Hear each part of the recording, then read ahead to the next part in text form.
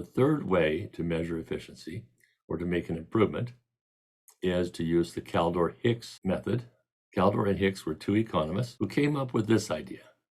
They said, what if you can make some people better off and some people worse off, but the net social change is positive?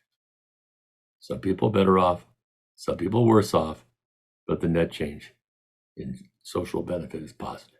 This is an idea that politicians love. They are in love with Kaldor-Hicks because they see this is their opportunity to reallocate resources. Now, there's some real problems with Kaldor-Hicks. The first problem is that in order to determine if you've made an improvement, you have to be able to measure before and after. And how do you measure utility? You can't get inside somebody's head and put a value on that utility unless they explicitly state it by buying something with a price. Then you can know what their value is in dollars. But in order to calculate Kaldor-Hicks, you have to convert utility into dollars.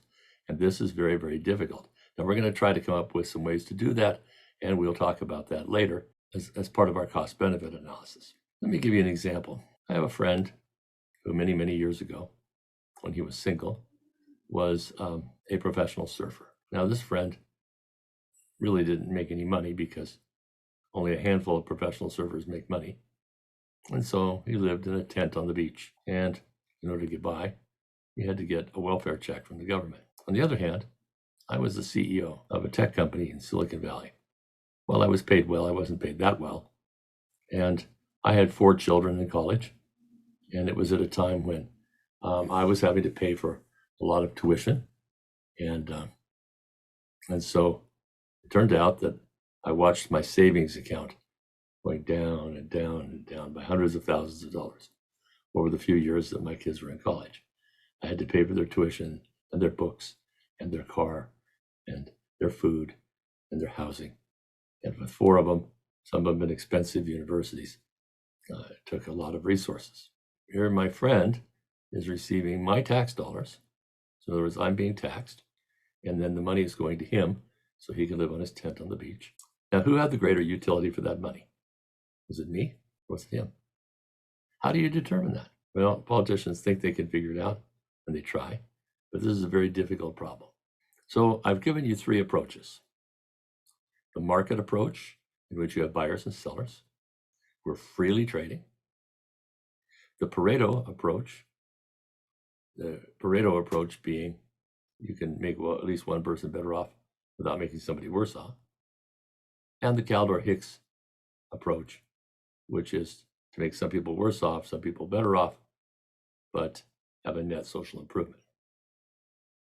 So here's an opportunity for extra credit. Here's a challenge. We have an abhorrent situation, slavery. And very, very bad, very difficult.